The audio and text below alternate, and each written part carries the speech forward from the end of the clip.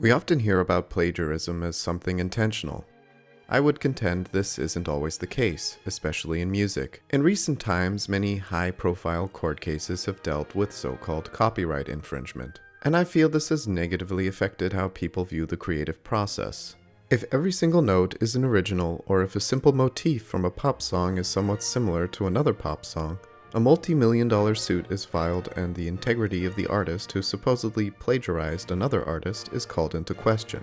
The most famous example being George Harrison's song, My Sweet Lord, which a court ruled to have been subconsciously plagiarized from He's So Fine by the Chiffons. The basis of that case being a repeating three-note motif. My sweet Lord, my Lord, He's so fine. We ended up with musicologists in court where we had about 25 songs, all with the same structure and the same notes. What happened, they blew up the what they call motive A, which was da-da-da. They had that blown up about 6 feet square in court, and they kept talking about these three notes, and the musicologist came on and played like about 15 or 20 songs, all with the same notes. But the judge also was funny, talking to my attorney just last week. He said, well, actually, I like both of the songs. My attorney said, what are you talking about? You said it was the same song. And the judge said, what I really mean is I like the same song with the two sets of lyrics. So it's something that I had to treat it, positively or negatively, so I decided to do it this way. I don't want to dwell on these high-profile court cases too much, as pop music isn't my area of expertise or interest really, and many YouTubers have already covered them quite well. I just want to say that I feel this culture of suing over plagiarism has damaged the public understanding of music, which has unfortunately set a precedent which has even begun to infect the discourse surrounding classical and film music. It's probably the case that the only reason why such suits haven't made their way into the realm of classical music is that the plaintiffs have less financial incentive to do so. Otherwise, I can imagine the estates of composers whose works are still copyright protected suing people left and right. Thankfully for now, it's not worth their time, effort, or money. However, if it's a suit between pop superstars, then the plaintiffs stand to gain much more. It has much more to do with greed and less to do with truly intentional plagiarism. In fact, the more you know about music, the more you realize just how much in music is related. Let's do a thought experiment and imagine if the copyright squabbles of today were applied to classical music. Let's start with the overture to the comic opera Bastien und Bastien by Mozart.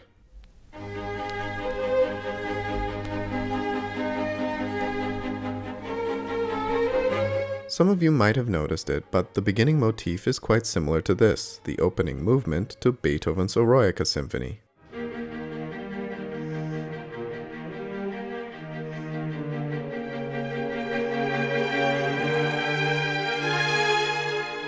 How about this short motif from Mozart's Misericordias Domini?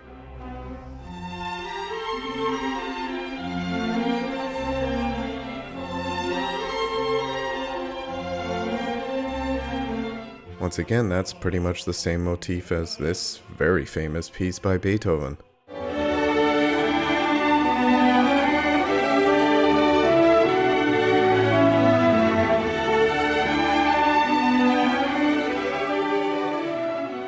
Considering Mozart's wife Constanze outlived Mozart and even Beethoven, she or her two sons Franz Xavier and Carl Thomas Mozart, as the surviving members of the Mozart estate, would have had the legal right to sue Beethoven if we anachronistically apply modern copyright laws to 18th and 19th century Austria.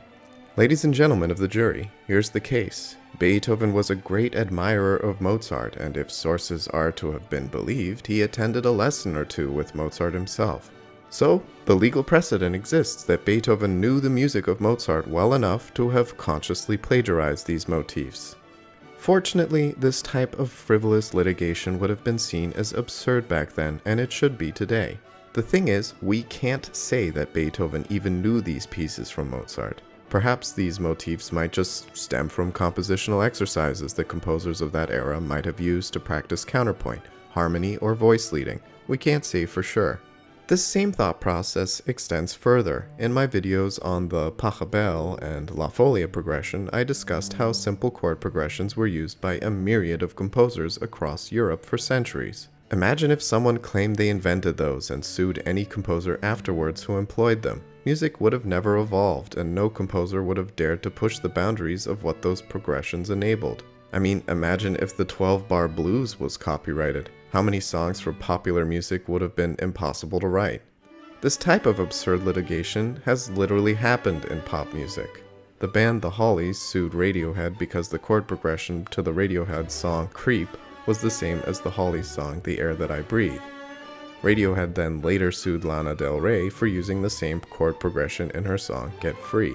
So apparently even chord progressions and the natural melodic contours that accompany them are considered plagiarism now. I know there are arguments about the melodies to all these songs being similar and thus it's conscious plagiarism, but so are most of the iterations of the folia from classical music, and nobody was ever sued over that. Basically, the moment musicians or their labels started suing each other over so-called plagiarism, a Pandora's box was opened and a precedent was set that will ultimately only damage the creative output of future songwriters. They say imitation is the sincerest form of flattery, and that has at least more or less held true throughout the history of classical music. Composers could quote each other and use the same progressions without the worry of financial ruin.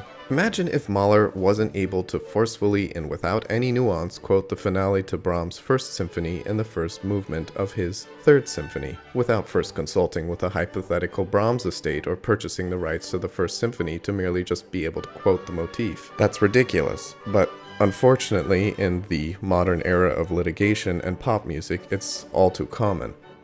So this brings me to modern times where YouTubers, musicologists, and music critics alike relish in calling someone like John Williams a musical thief because some of his music is similar to other pieces. Besides John Williams imitating other great composers, to which I say, so what? One funny example I recently discovered, and I don't think it's been mentioned in any other YouTube video, is that a 60s jingle from a Kent cigarette commercial is pretty similar to Williams's Raiders March. To a Frenchman, it's the Eiffel Tower. To a Dutchman, it's a pretty flower. To an Indian, it's a monument. To a smoker, it's a Kent. The name of Kent.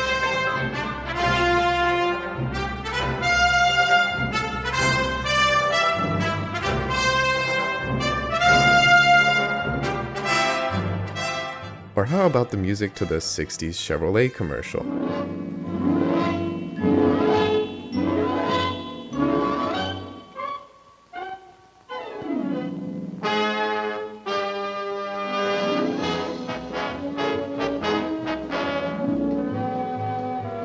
USA, see your Chevrolet.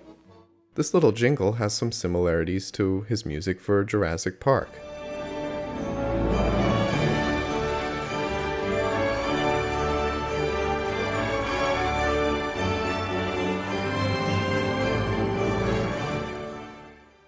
Are these even worth mentioning though? Did John Williams even remember these ads consciously decades later, or did he even see them to begin with? Maybe the Kent Cigarettes jingle is more convincing, but it's at best unconscious plagiarism. If you hear jingles or music so often, chances are you, as a composer, are going to end up subconsciously repurposing them. And I say that's fine. If you are so concerned someone might unconsciously steal aspects of your melody or even a chord progression, then you don't really understand music history at all. I know how unconscious plagiarism can sometimes happen firsthand. In the third movement to my piano sonata, I wrote this melody.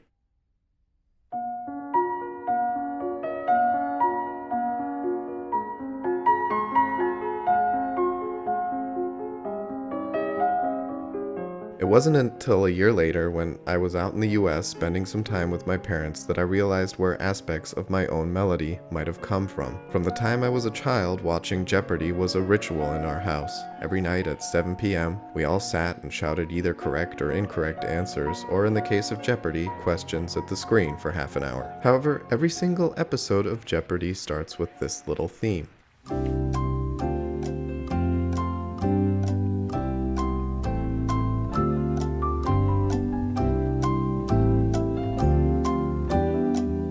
very similar to this motif from my own sonata.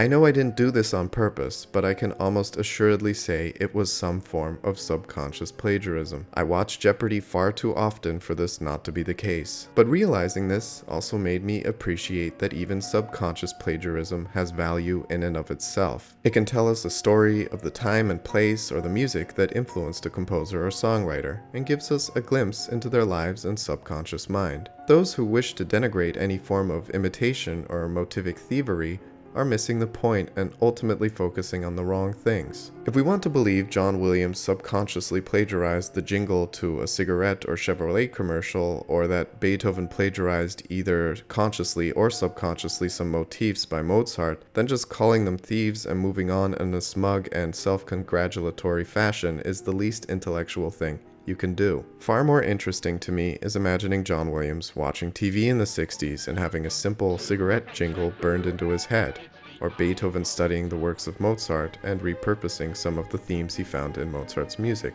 if that is what happened. This is not to say there are not legitimate forms of plagiarism in music, but these are far rarer in my opinion.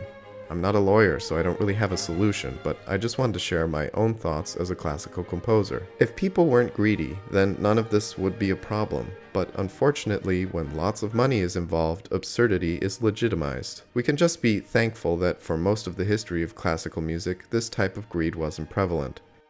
Once you get people thinking, oh, well, they beat Harrison on Sweet Lord, let's sue, they can sue the world, It made me so paranoid about writing that I thought, God, I don't want to even touch the guitar or the piano in case I'm touching somebody's note.